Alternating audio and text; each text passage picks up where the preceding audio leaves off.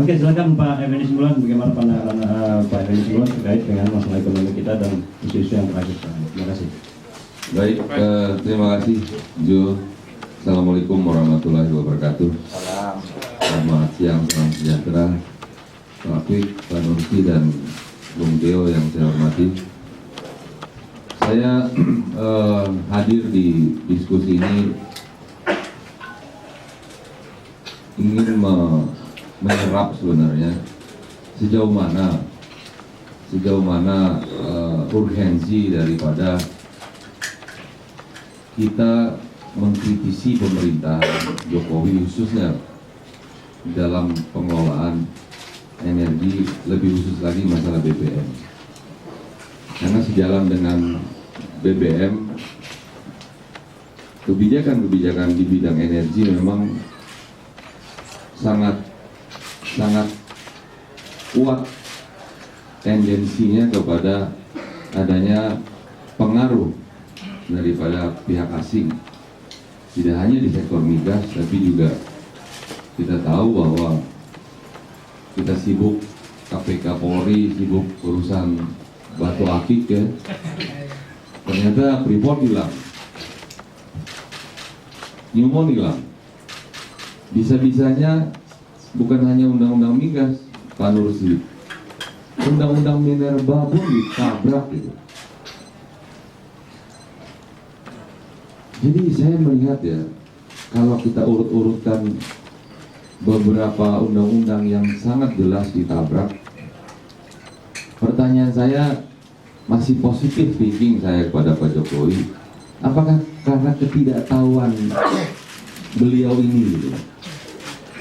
Ya kita bisa maklum juga, 10 tahun PDI Perjuangan berada di luar pemerintahan, beliau masih menjadi wali kota. Nggak ngerti gitu, nggak ngurusin. Ya kan, hanya urusan 5 kecamatan, bagaimana mengurusin? Ya kan, nggak, ini positif dulu gitu. Bahwa beliau sekarang sudah menjadi presiden, ya itu sudah suratan. Maka saya mengatakan, inilah kelahiran presiden prematur kita gitu, yang belum cukup menguasai permasalahan secara nasional, apalagi geopolitik internasional. Nah, oleh karenanya saya berpositif tinggi, apakah ada yang mendesain, yang mendrive beliau ini dari belakang. Di lingkaran istana kita tahu, dari Sekap, Seknek, BUMN, staf kepresidenan, semuanya memang kiblatnya kiblat kepada LOI Washington semua. Semua berinduk kepada Paman Sam semua. Semuanya adalah para antek-antek penjajah semua. Ini, andai kan Pak Jokowi ini bukan kader PDI Perjuangan, mungkin kita, ya logikanya memang wajar kalau kami ketika Pak SBY 10 tahun ya, kita melakukan upaya untuk mengkritisi. Tapi ini kan katanya kader sendiri, loh kok begini? Yang dijual nawacita, yang dijual Trisakti. Lantas kita apa ya ini hanya mempermainkan jargon-jargon nasionalisme kita yang sangat mulia ketika itu lahir. Apalagi Bung Teo sudah menyampaikan highlightnya tadi. Nah, karenanya itu pertama, saya melihat masih ada celah. Saya tidak langsung kepada Pak Jokowi bahwa dia terpengaruh, ya, terpengaruh oleh lingkungannya. Karena ketidaktahuannya, jam terbangnya masih nol, maka diisi loh oleh feeder-feeder yang memang mempunyai sudah misi untuk bagaimana menerapkan pola atau aliran liberal itu. Nah, yang kedua, kalau tesis itu tadi misalnya tidak benar, maka tesis kedua adalah apakah Jokowinya sendiri yang melakukan ini? Nah, kalau ini yang terjadi, maka menjadi permasalahan, menjadi sangat serius. Bagaimana pemangku pemerintahan tertinggi melakukan kebijakan yang tidak sesuai dengan konstitusi kita. Dan pretending itu urusan menteri, tanya saja ke menteri, loh kok giliran urusan traktor bapak masuk ke sawah? Ini kan apa, hipokrit gitu ya, ambivalen semua, kasat mata kita kok giliran pencitraan masuk got Anda mau, giliran urusan menyangkut hidup orang banyak dan ini komoditas strategis dan menyerap begitu besar anggaran kita, kok tidak Anda sendiri menjelaskan ini? Mana cukup mampu seorang menteri menjelaskan ini, apalagi menterinya antek dari Ari Sumarno, antek Rini Sumarno. Bagaimana mungkin seorang antek bisa menjelaskan kebijakan strategis negara? Tidak mungkin itu. Saya masih ingat 5 tahun lalu saya pimpinan di Komisi 7. Saya suruh keluar nih saudara Sudirman Said, karena dia lah sebagai humas Pertamina ketika itu menjelaskan ASC, IST yang sekarang dikembalikan lagi oleh saudara Ari Sumarno. The man behind daripada seluruh top secret ini adalah Ari Sumarno. Kita buka ini.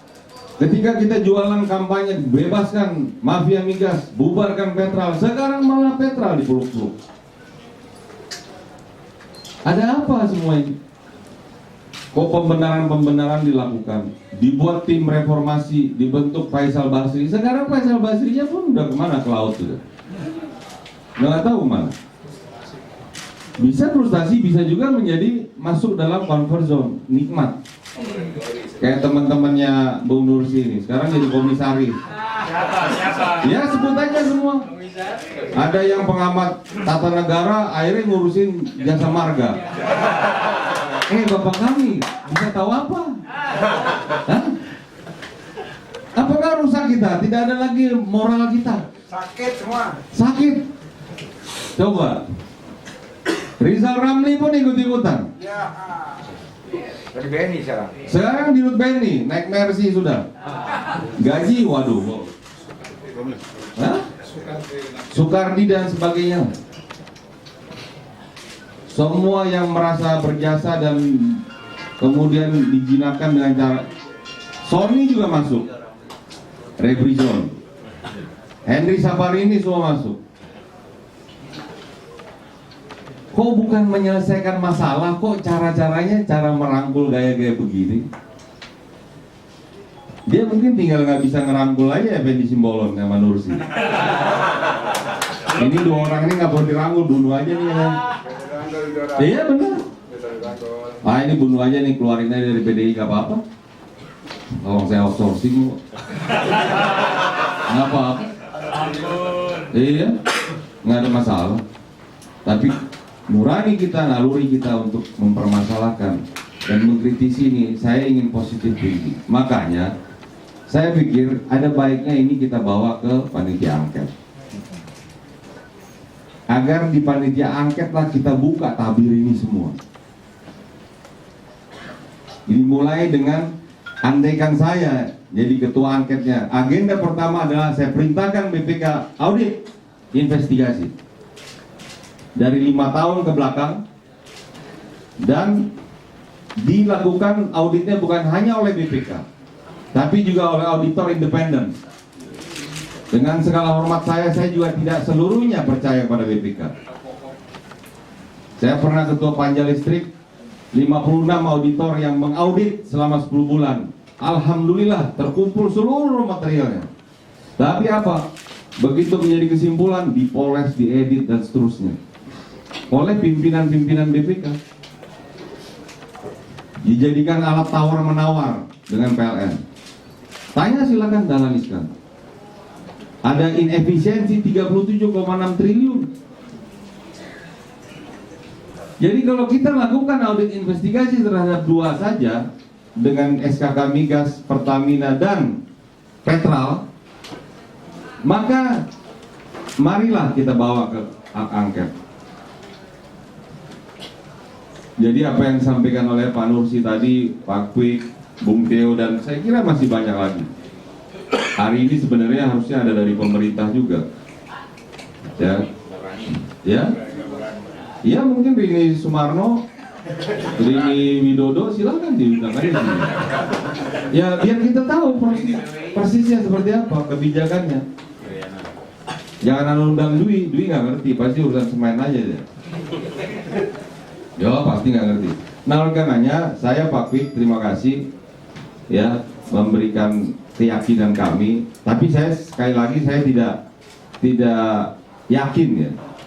Walaupun saya berkehendak ini masuk dalam panitia angket, saya tidak yakin teman-teman DPR mempunyai kesadaran yang sama. Saya tidak yakin. Karena ada saja yang merasa diuntungkan dengan kebijakan yang sekarang. Ada. Kita lihat sekarang coba.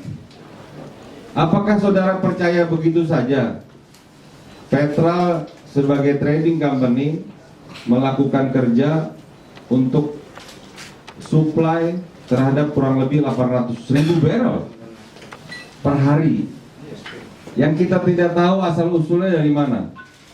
Jangan-jangan yang dari Angola pun itu belakangnya adalah ISIS. Loh benar. Karena Sonangol itu juga kan dummy company juga. Dia bukan produser, dia masih mengambil lagi. ISIS jual $10 juga dia mau. Rusia $20, Kazakhstan $25. Kita APBN kita $60 loh, $50 sampai 60. Luar biasa. Belum supply ini udah untung. Ini mari.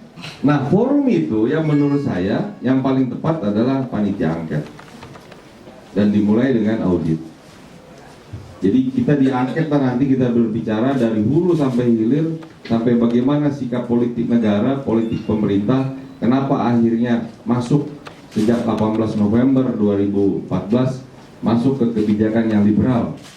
Karena menyerahkan kepada mekanisme pasar yang sangat jelas bertentangan dengan konstitusi dan bertentangan dengan undang-undang kita. Dan ini hampir-hampir tidak ada yang melakukan protes.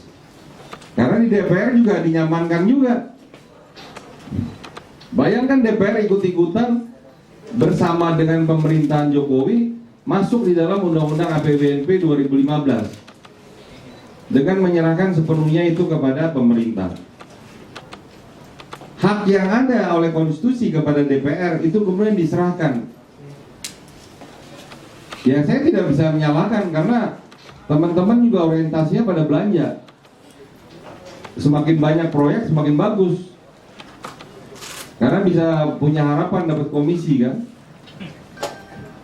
Nah kalau disubsidikan bagaimana ngambil komisinya? Saya kira teman-teman di ruangan ini udah paham semua lah. Kita tahu sama tahu lah itu. Itu hampir mirip seperti kasus Ahok di DPRD lah. Ada dana-dana siluman yang memang kalau disubsidi apa yang bisa diambil komisinya.